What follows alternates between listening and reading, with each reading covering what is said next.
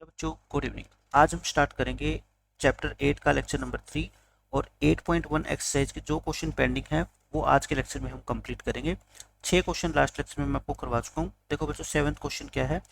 बहुत आसान क्वेश्चन है। आपको कोट थीटा की वैल्यू गिवन है और ये दो क्वेश्चन है। इवेल्युएट का मतलब होता है find the value of this, इसकी आपको वैल्यू निकालनी है। और सेकंड क्वेश्चन आपको कोट स्क्वायर थीटा की वैल्यू निकालनी है। पहले हम फर्स्ट पार्ट करते हैं, सेकंड पार्ट तो बहुत आसान है।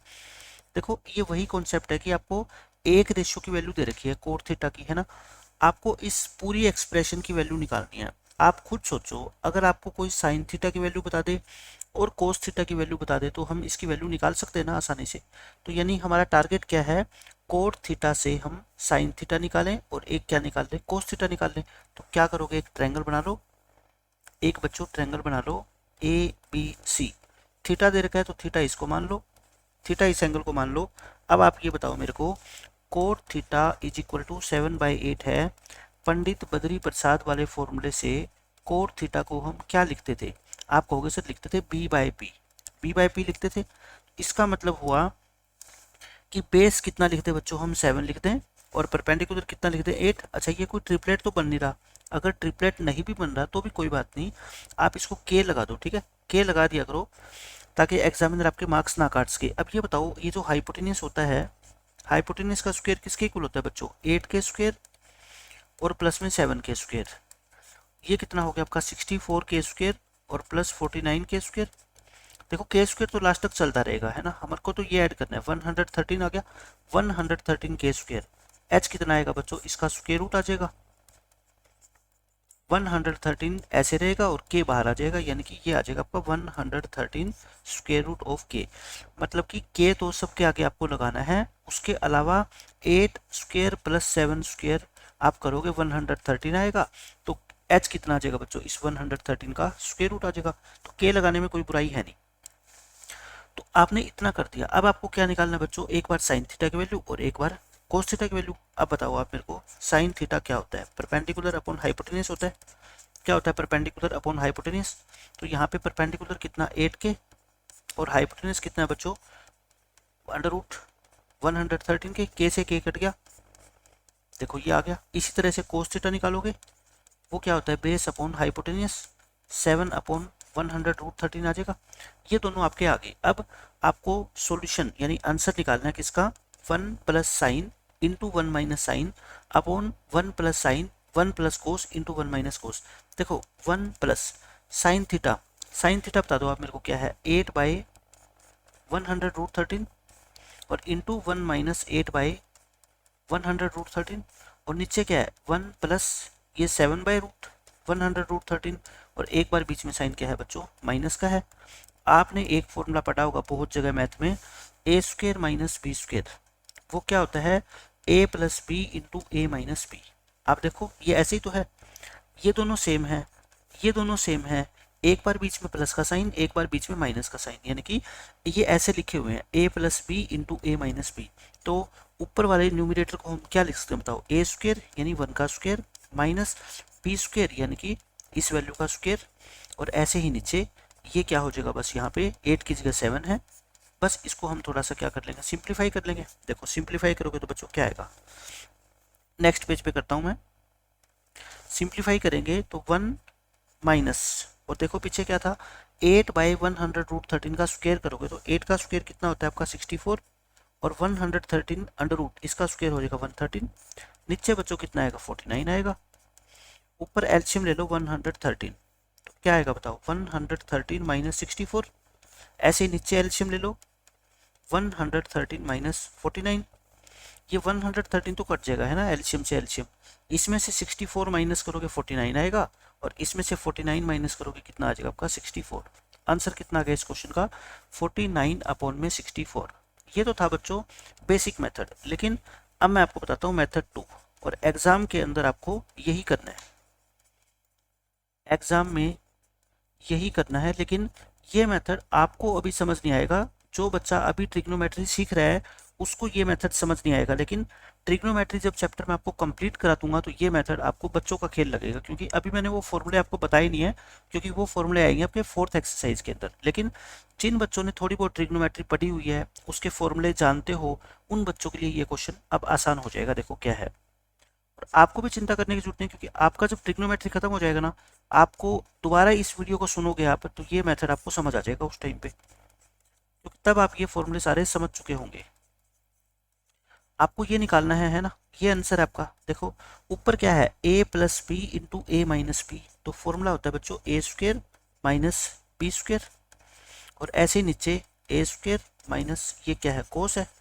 देखो ऊपर क्या बन गया बच्चों, 1 माइनस साइन स्क्वेयर थीटा, और नीचे क्या बन गया आपका 1 माइनस कोस स्क्वेयर थीटा। अच्छा 1 माइनस साइन स्क्वेयर थीटा क्या होता है बच्चों, कोस स्क्वेयर थीटा होता है ना। 1 माइनस साइन स्क्वेयर थीटा क्या होता है, कोस स्क्वेयर थीटा, और 1 माइनस कोस स्क्वेयर थीटा क्या होता है बच्चों, साइन स्क्वेयर थीटा होता है। कोस बाय साइन, इसको क्या लिख दो आप, कोस बाय साइन का होल स्क्वेयर लिख दे, क्योंकि ऊपर भी स्क्वेयर है नीचे भी स्क्वेयर है। और कोस बाय साइन क्या होता है आपका, कोट होता है, यानी कि कोट स्क्वेयर थीटा। यानी कि इस एक्सप्रेशन का जो आंसर है ना बच्चों, वो क्या है, कोट स्क्वेयर थीटा है। और आपको कोट थीटा की वैल्यू तो दे रखी है, तो कोट स्क्वेयर क्या होगा बच्चों, इसका स्क्वेयर हो जाएगा। तो देखो आंसर कितना आ गया आपका, 49 डिवाइड बाय 64। आपको कोई भी ट्रायंगल बनाने की जरूरत नहीं है, सीधा आप आंसर निकाल सकते हो।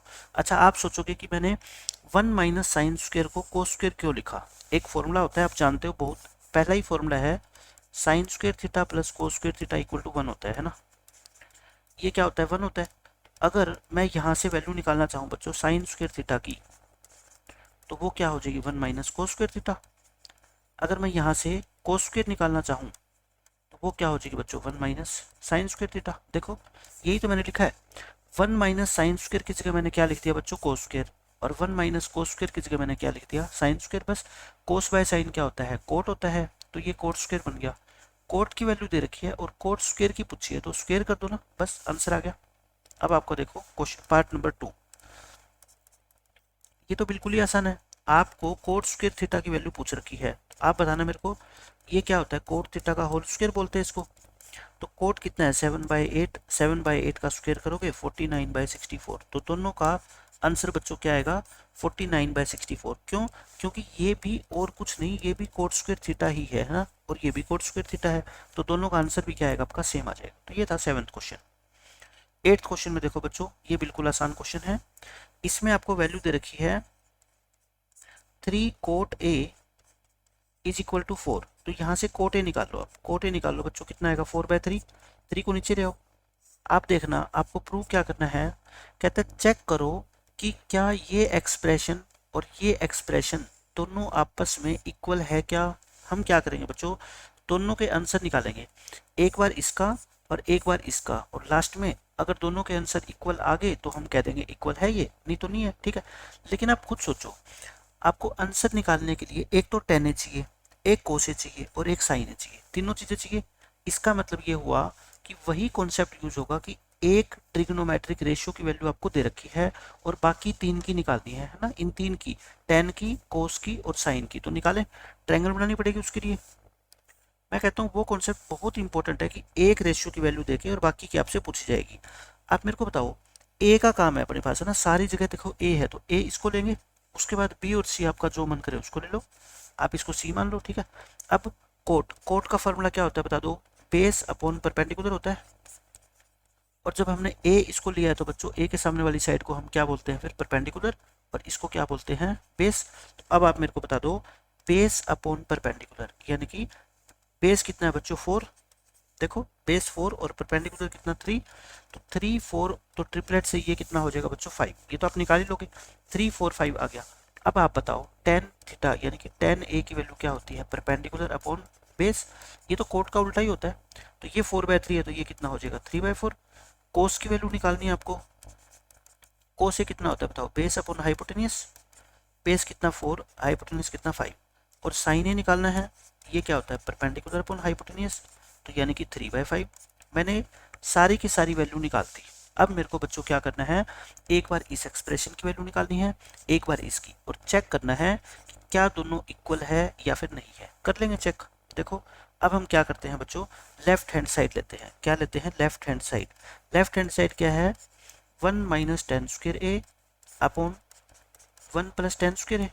आपको सिर्फ 10 की वैल्यू पुट करनी है, ठीक है। 10 की वैल्यू पिछले पेज पे देख लो, वो कितनी है 3/4, यानी कि 3/4 का होल स्क्वायर। और ये क्या है बच्चों, फिर 3/4 का होल स्क्वायर, ये प्लस हो जाएगा। स्क्वायर खोल दो, सिंप्लीफाई कर लो। 3 का स्क्वायर होता है 9 और 4 का स्क्वायर होता है 16। नीचे बस साइन क्या है बच्चों, प्लस है। देखो ऊपर नीचे 16 एलसीएम ले लो, है ना। ऊपर कितना आएगा 16 माइनस 9, और नीचे बच्चों कितना आएगा 16 प्लस 9। देखो नीचे वाला 16 दोनों जगह से कट जाएगा। 16 में से 9 गए 7, और 16 प्लस 9 कितना होता है बच्चों 25। ये क्या आ गया आपकी फर्स्ट इक्वेशन। मैं इसको फर्स्ट इक्वेशन क्यों लिख रहा हूँ, क्योंकि ये लेफ्ट हैंड साइड का आंसर है, ठीक है। अब हम निकालेंगे क्या, right hand side. Right hand side बच्चों देख लो क्या है, कोस स्क्वायर है माइनस में साइन स्क्वायर है। कोस ए की वैल्यू देखना, पीछे कोस ए की वैल्यू कितनी है 4/5। बच्चों कोस ए की वैल्यू 4/5 है, तो ये 4/5 का स्क्वायर। साइन ए कितना है 3/5, तो ये 3/5 का स्क्वायर हो गया। ये कितना होता है 16/25, और ये कितना होता है बच्चों 9/25। इसमें एलसीएम लोगे 25, 16 माइनस 9, और 16 माइनस 9 कितना होता है 7/25। इस राइट हैंड साइड का भी आंसर कितना आ गया 7/25। और ये है ना, क्या लिखेंगे, from equation number 1 and 2 left hand side equal आ गई किसके बच्चों, राइट हैंड साइड के। तो आपको चेक करना था कि क्या ये दोनों एक्सप्रेशन इक्वल है, तो मैं कहता हूँ यस ये इक्वल है, ठीक है। हो गया बस क्वेश्चन सोल्व। तो आपको कॉन्सेप्ट एक ही पता होना चाहिए कि हमारे को एक ट्रिग्नोमेट्रिक रेशियो कोट की वैल्यू दे रखी है, अपने को एक टेन की वैल्यू चाहिए, एक कोस की चाहिए, एक साइन की चाहिए, क्योंकि इनकी वैल्यू होगी तभी तो आप इसकी पूरी की वैल्यू निकाल पाओगे ना। तो बस वही कॉन्सेप्ट है, एक रेशियो की वैल्यू देके आपसे बाकी तीन की पूछी गई है, ठीक है। हो गया क्वेश्चन। अब देखो 9th क्वेश्चन, ये इंपॉर्टेंट है एग्जाम के लिए, क्योंकि कुछ भी नहीं है क्वेश्चन के अंदर, सिर्फ आपको वही ए और सी वाला कॉन्सेप्ट आपको पता होना चाहिए। और मैं आपको आसान तरीका बताता हूँ, बिल्कुल आसान तरीका। बस आप मेरे को ये बता दो टेंजेंट 30 की वैल्यू क्या होती है, टेबल देख के बताओ चाहे कैसे भी बताओ, ठीक है।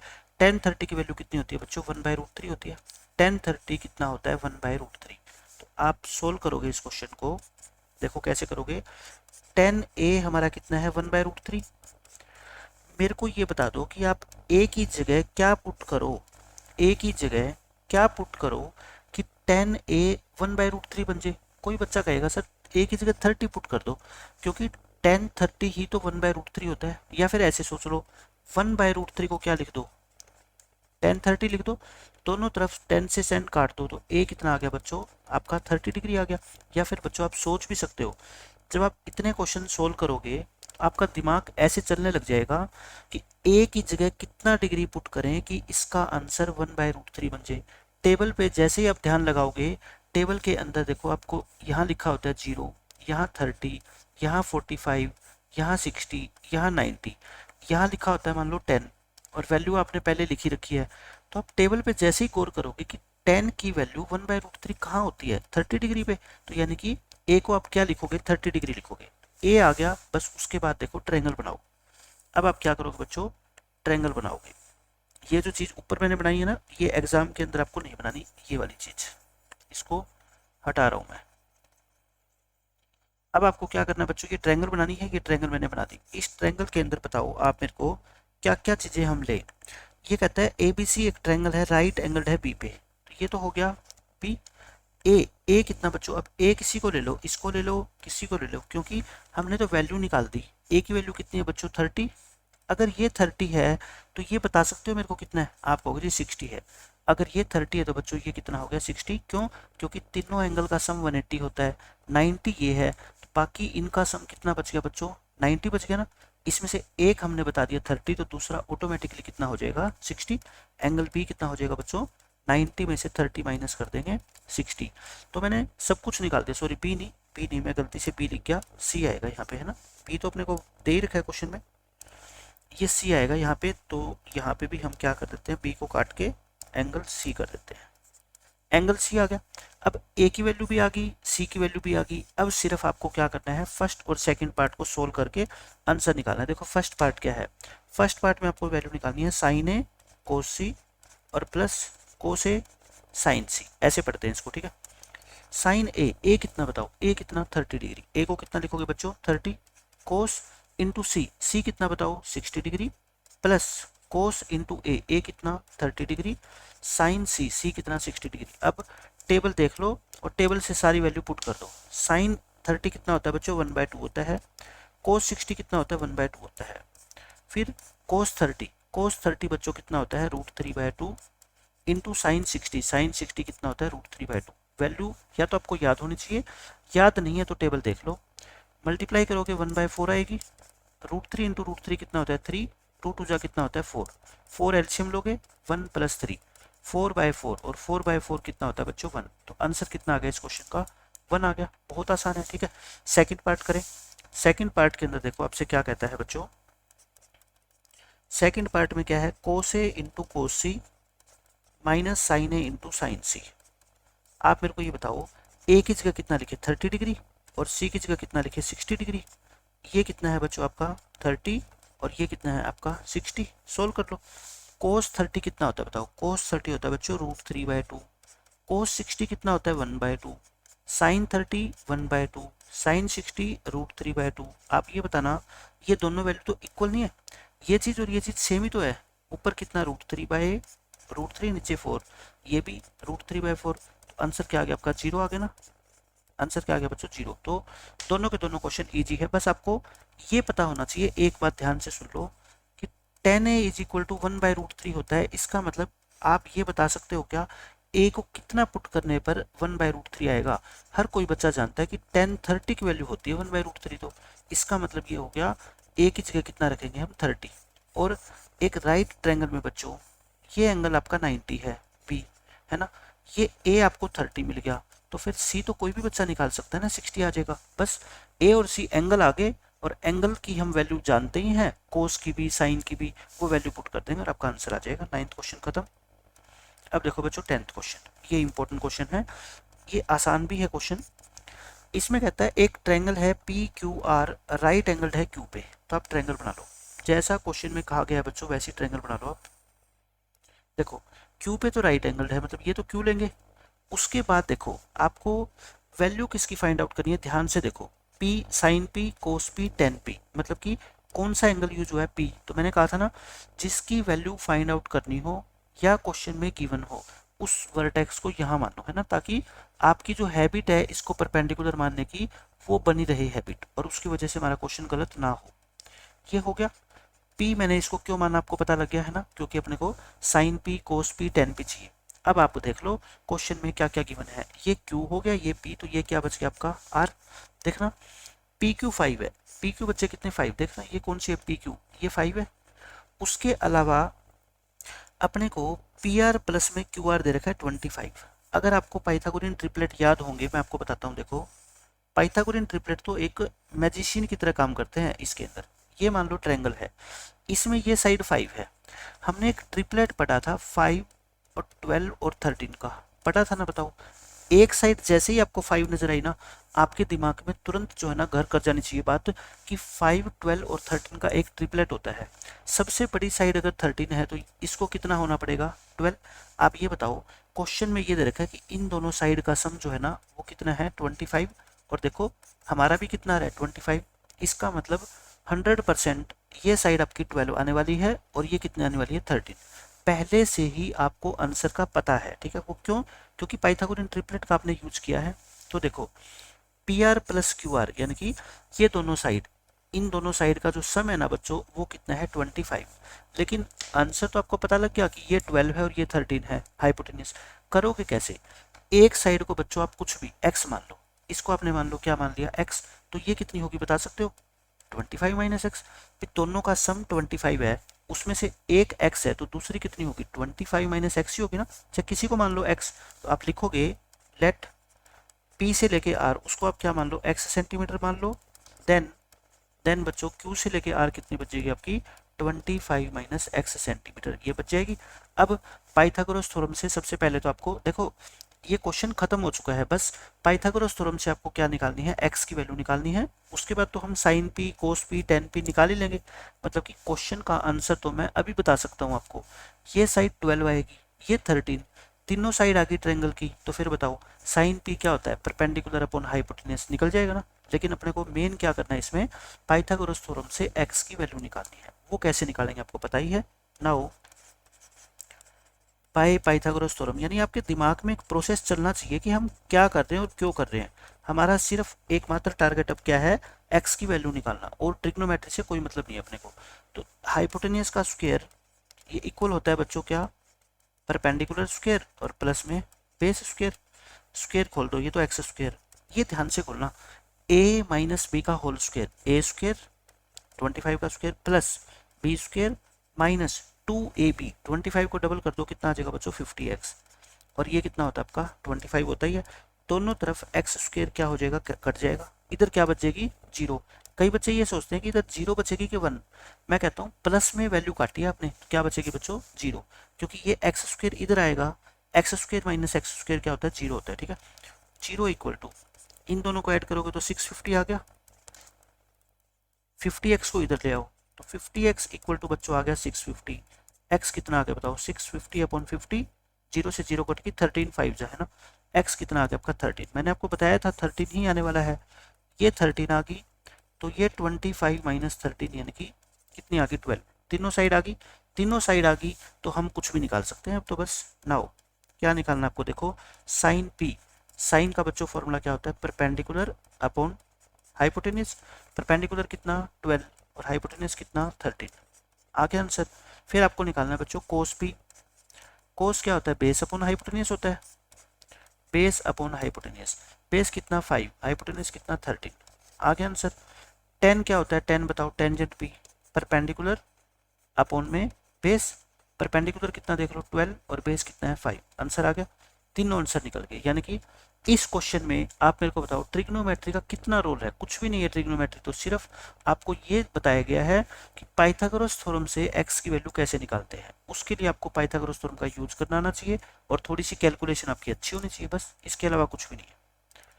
अब देखो बच्चों आपका 11th क्वेश्चन, इस 11th क्वेश्चन से पहले मैं आपको दो तीन चीजें बता देता हूँ, उसके बाद इसके सारे के सारे पार्ट आप सोल्व कर लोगे, ठीक है। कॉन्सेप्ट 16 तक हम कर चुके हैं बच्चों, आप अपनी नोटबुक में कॉन्सेप्ट 17 लिख लो, क्योंकि ये कॉन्सेप्ट सारे एक जगह हो गए ना तो आपको आसानी होगी बाद में फॉर्मूले याद करने में। देखो अब मैं आपको बताता हूँ range, range of all 6 trigonometric ratios. देखो 6 ट्रिग्नोमेट्रिक रेशियो होते हैं, कौन कौन से बच्चों, sine, cos, tan, cot, secant, cosecant. Order में याद रखना है, मैंने कहा था ऑर्डर बहुत ज़्यादा इंपॉर्टेंट होता है ट्रिग्नोमेट्री के अंदर।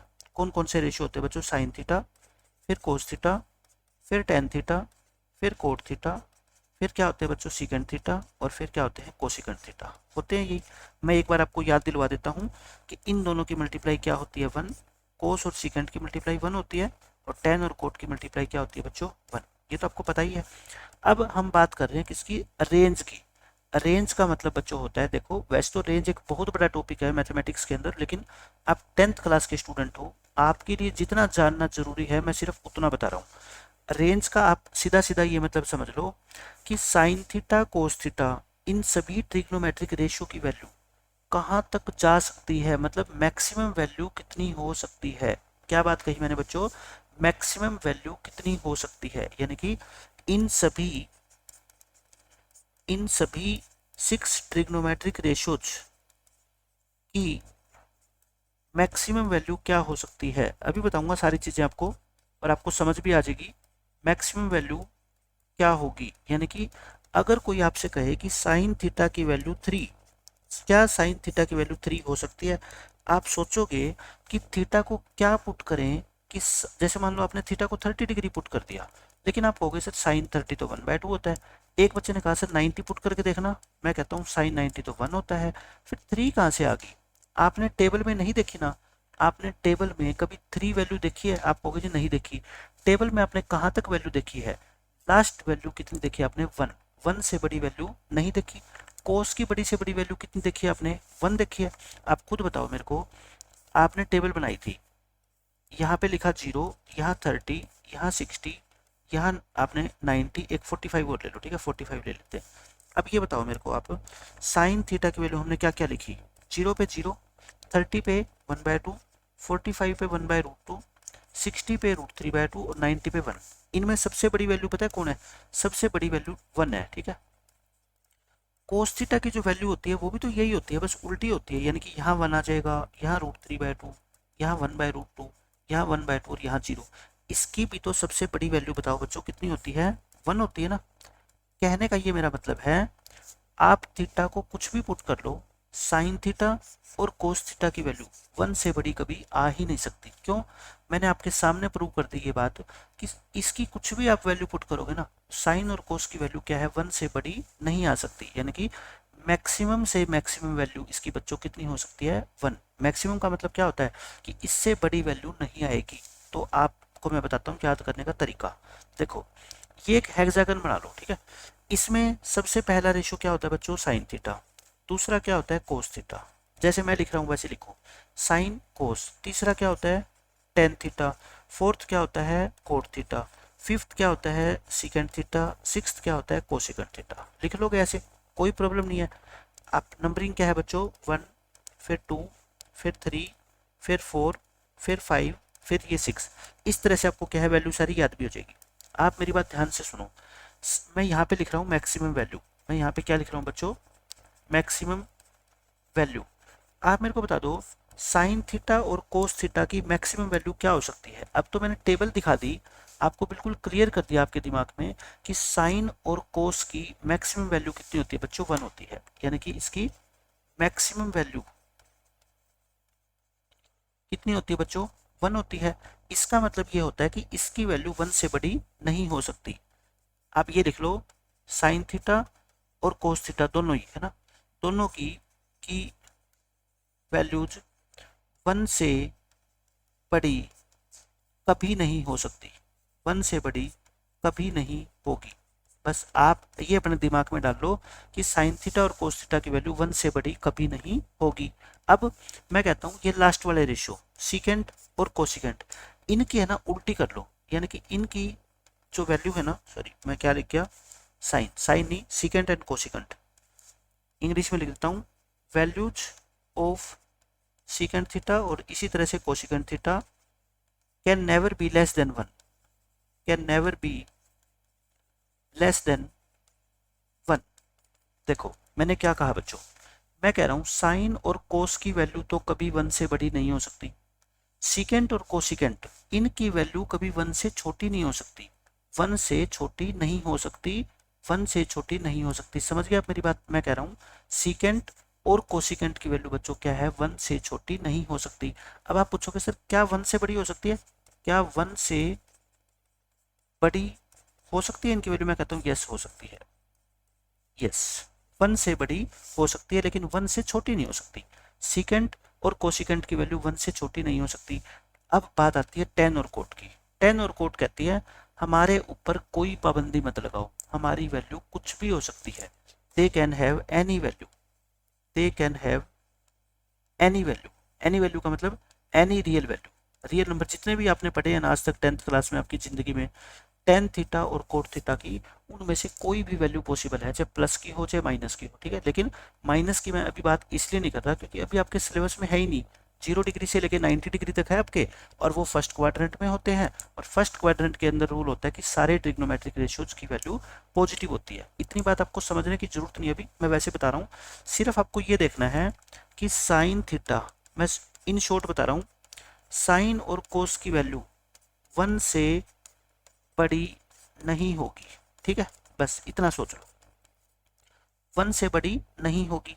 अब आप मेरे को बताओ, सीकेंट और कोसिकेंट जो इन दोनों के रेसिप्रोकल होते हैं ना, साइन का उल्टा कोसिकेंट, कोस का उल्टा क्या होता है, सीकेंट।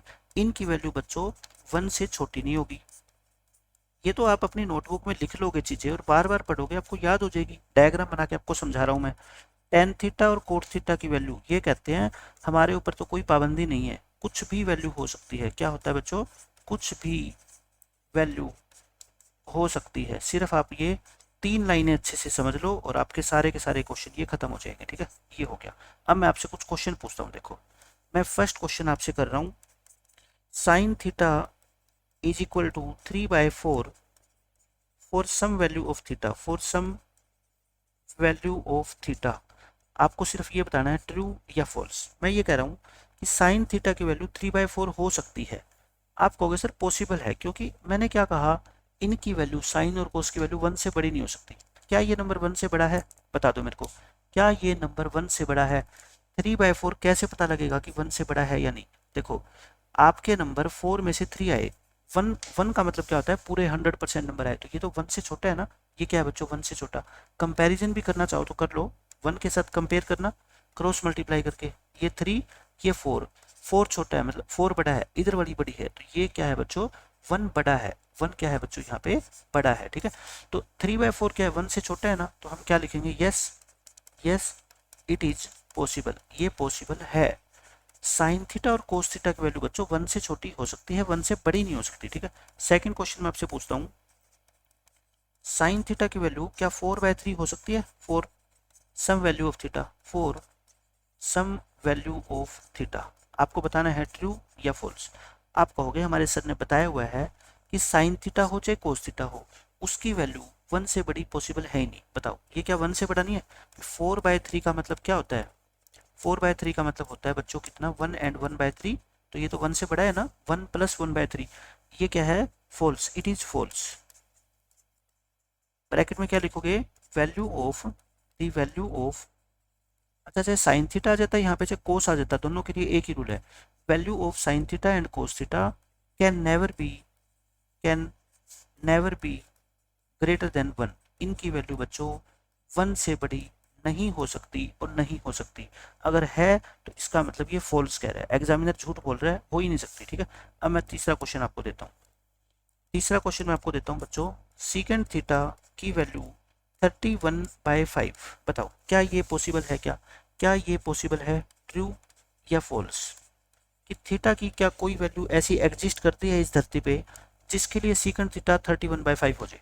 मैंने क्या बताया था लास्ट के 2 रेशियो के लिए, सीकेंट और कोसिकेंट, इनकी वैल्यू 1 से छोटी नहीं हो सकती। क्या मैंने ये बताया था 1 से बड़ी हो सकती है? आपको मुझे बताया था छोटी नहीं हो सकती, इसका मतलब बड़ी तो कितनी भी हो सकती है, बड़ी के ऊपर कोई पाबंदी नहीं है। क्या ये 1 से छोटी है? मैं पूछ रहा हूँ आपसे, क्या 31/5 1 से छोटी वैल्यू है? बस आप मेरे को ये बता दो, क्या ये 1 से छोटी है? नहीं है, ये 1 से बड़ा नंबर है, ये 6 से भी बड़ा नंबर है ना। 31 को 5 से डिवाइड करते हो तो कितना आएगा आपका, 6 एंड 1/5 आएगा, तो ये तो 1 से बड़ा है ना। 1 से बड़ी वैल्यू तो पॉसिबल है, तो आप क्या लिखोगे, true, it is possible. Secant theta और cosecant theta, their values, their values can not be less than 1, 1 से छोटी नहीं हो सकती, but they can be greater than 1, they can be greater than 1, 1 से बड़ी हो सकती है बच्चों, लेकिन 1 से छोटी नहीं हो सकती, बस मेरी इतनी सी बात ध्यान रखो। फोर्थ क्वेश्चन में आपसे कह रहा हूं मैं, cosecant theta is equal to 2/5, आप ये बता दो for some value of theta, कि थीटा की कोई ना कोई वैल्यू ऐसी धरती पे एग्जिस्ट करती है जिसके लिए कोसिकेंट थीटा 2/5 हो जाए। बताओ क्या ऐसा हो सकता है क्या?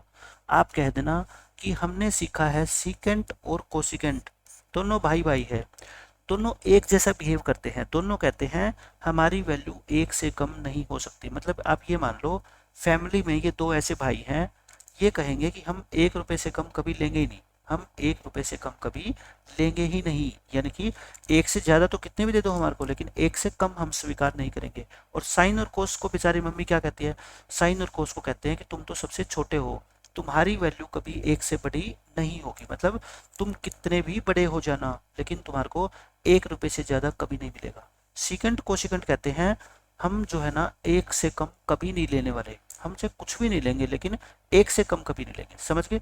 1 से ज़्यादा हमारे को कितने भी दे दो, लेकिन 1 से कम कभी नहीं लेंगे।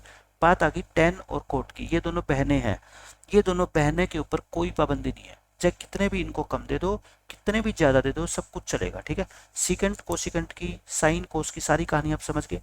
क्या लिखेंगे, इट इज़ फॉल्स। ये फॉल्स है बच्चों, क्यों फॉल्स है बताओ?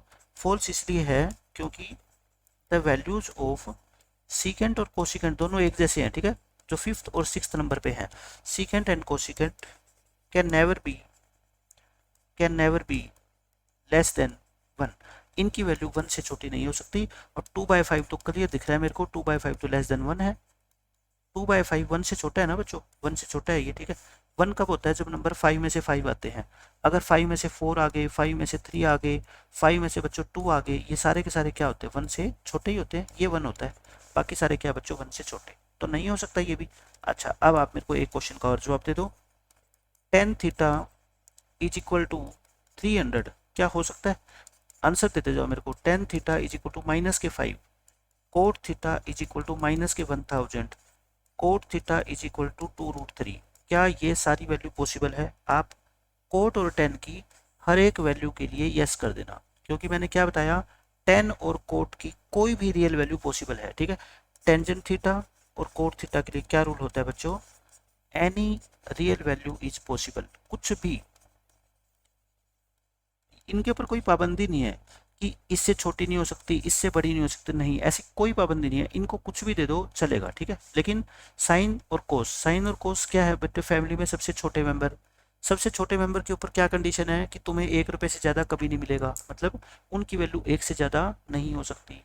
कोस और सीकेंट और कोसिकेंट सबसे बड़े हैं, वो कहते हैं हम फैमिली के सबसे बड़े मेंबर हैं, हम 1 रुपये से कम कभी भी नहीं लेके जाएंगे, 1 से ज़्यादा भले ही हमारे को कितने भी दे दो, ठीक है। बस ये सारी कहानी मैंने आपको बता दी। अब देखो क्वेश्चन, फर्स्ट क्वेश्चन देखो, आपको ट्रू फॉल्स बताना है एंड जस्टिफाई करना है अपना आंसर। जस्टिफाई का मतलब ये होता है कि सिर्फ आपको ट्रू फॉल्स लिखना नहीं है, उसके बारे में थोड़ी सी एक्सप्लेनेशन भी देनी है, ठीक है।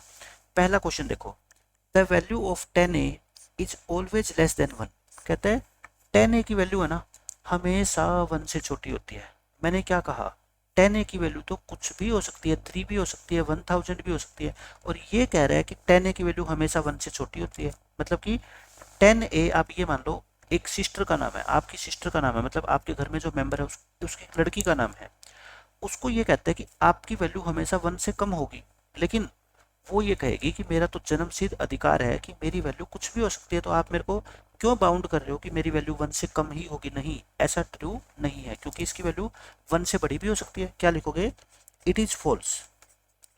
ये क्या है बच्चों? फॉल्स है। बिकॉज, रीजन क्या दोगे? Because the value of the value of 10a, और 10a के साथ कोटे भी लिख दो, है ना, क्योंकि ये भी इसी की बहन है। 10a एंड कोटे can be any real number, ये कोई भी रियल नंबर हो सकता है, और आप कह रहे हो कि ऑलवेज लेस देन 1 होगी, ये हम कहेंगे नहीं। इसका जीता जागता प्रूफ है बच्चे 1060।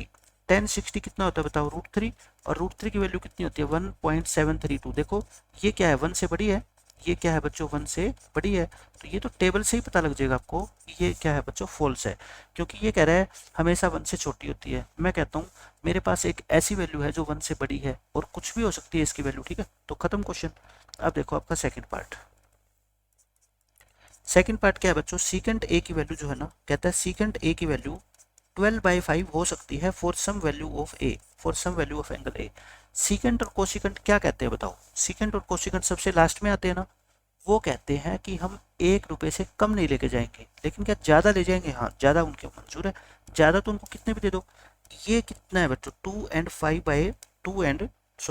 2/5 है ना, ये कितना आपका 2 and 2/5 है, यानी कि 1 से तो बड़ा है ये क्या है बच्चों? 1 से बड़ा है ना। Yes, it is possible. ये तो क्या है बच्चों? पॉसिबल है, क्योंकि सीकेंट और कोसिकेंट दोनों की वैल्यू 1 से बड़ी हो सकती है, लेकिन 1 से छोटी नहीं हो सकती, ठीक है। हो गया ये भी सेकंड पार्ट आपका।